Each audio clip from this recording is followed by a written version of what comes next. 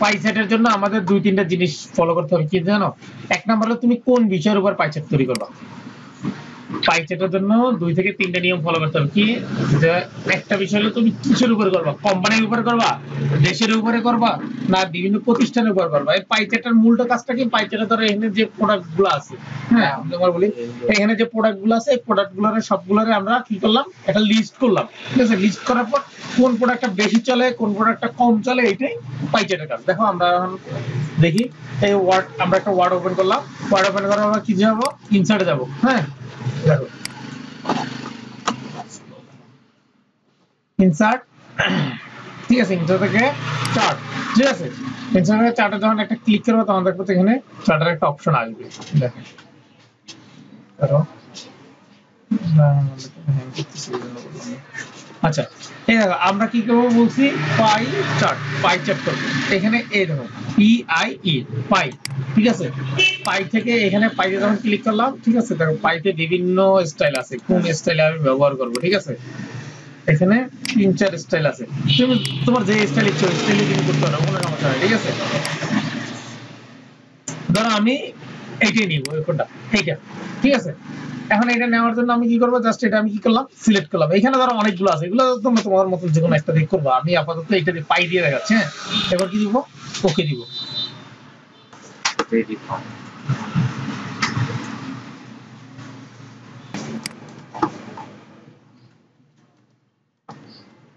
এই দেখো এখানে অপশনটা আমাদের আসছে না, ঠিক আছে, আমাদের কিন্তু এখানে পায়ের অপশনটা আসছে, ঠিক আছে, কিন্তু পায়ের অপশনটা আসার জন্য এখানে কি একটা এক্সেল শীট আসতে হবে। একটা কি আসবে, এক্সেল শীট। এই দেখো এই যে এটা কিন্তু অটোই আসবে, যখন এটা শুরু হবে তখন কি অটো একটা শীট আসবে। এখন আমরা কোন বিষয়ের উপর নিব, ধরো আমরা বিভিন্ন দেশের উপর নিব, ঠিক আছে, ধরো একটা দেশের উপর নিলে প্রথমে কি লিখলাম, বাংলাদেশ, BANGLADES, বাংলাদেশ। ধরো বাংলাদেশের পার্সেন্টেজ ধরো কত, বাংলাদেশের সেল ধরো বর্তমানে, ঠিক আছে, বাংলাদেশ সেল ধরো 1 লাখ, ঠিক আছে, বাংলাদেশ গেল। এবার হলো ধরো ইন্ডিয়া, INDIA, ঠিক আছে, ইন্ডিয়া ধরো 80,000 অথবা বেশি দিতে পারে, এরকম সমস্যা নেই। ঠিক আছে, এরপর হলো যে পাকিস্তান,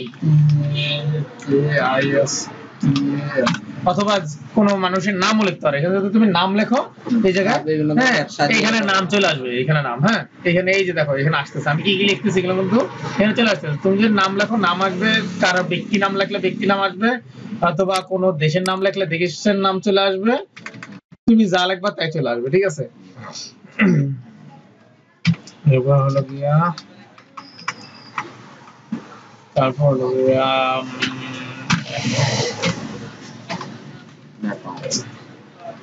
হ্যাঁ নেপালে ধরো ওটা হচ্ছে বেশি, ধরো 2 লাখ বানাই ওটা হচ্ছে বেশি বেশি নিলাম। ঠিক আছে ভাইয়া, আজকে এগুলো তো আসবে না, না ওখানে ক্লাস, হ্যাঁ আজকে আসবে না।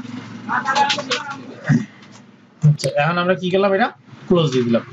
ক্লোজ দেওয়ার পর দেখো এখানে কিন্তু আমার 4 অপশন পেয়ে যাবো, বাংলাদেশ, ইন্ডিয়া, পাকিস্তান, নেপাল, এখানে কিন্তু চলে আসছে। এখন এখানে কিছু ডিজাইন করার জন্য এই যে একটা প্লাস অপশন আছে, প্লাসে আমি ক্লিক করলাম, দেখলাম যে এখানে কি আছে, এখানে বলছে ডেটের উপর আমি যখন ক্লিক দিলাম তখন দেখো সংখ্যাগুলো কিন্তু আসতেছে, কোনটা কত দিছি আমি সংখ্যাগুলো কিন্তু আসতেছে, দেখো আমি, ঠিক আছে, এই দেখো আসছে না। এখানে বিভিন্ন লেআউট আছে, তোমার যে স্টাইলে ইচ্ছা ওই স্টাইল লেআউট তুমি এখানে ফিল করতে পারবে। এরকম স্লো বিদায় আমি দেখাইতে পারতেছি না। ঠিক আছে, ডাটা কালেক্ট দিলাম আমি,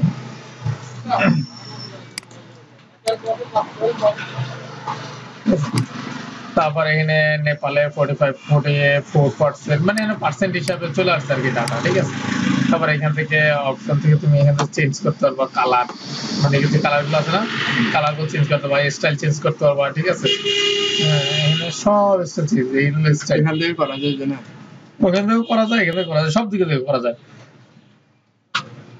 দেখো আমি যখন এটা নিব,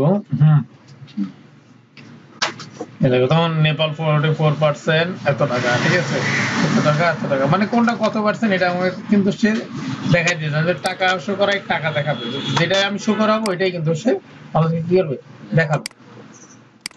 তারপরে এখান থেকে ডাটা কালেক্টের পর আমরা তো এখান থেকে পাই চার্টটা, মূলত পাই চার্টটা হলো যে একটা কোম্পানি অথবা একটা দেশের কি সেল, সেলের উপরে নির্ভর করে পাই চার্টটা, ঠিক আছে।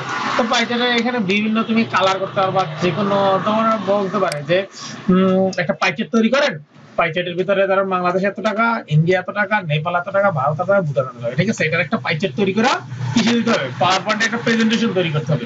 যদি আমরা এখন বলি যে পাওয়ার পয়েন্টে একটা প্রেজেন্টেশন তৈরি করতে, আমরা পারবো না? যদি বলে আমাদেরকে, অবশ্যই আমরা পারবো নাকি? আচ্ছা গেল এটা, এটা হলো ভাইয়া পাই চার্ট গেল। এরপরে পাই চার্টের পরে আর কি দেখাবো আজকে? আচ্ছা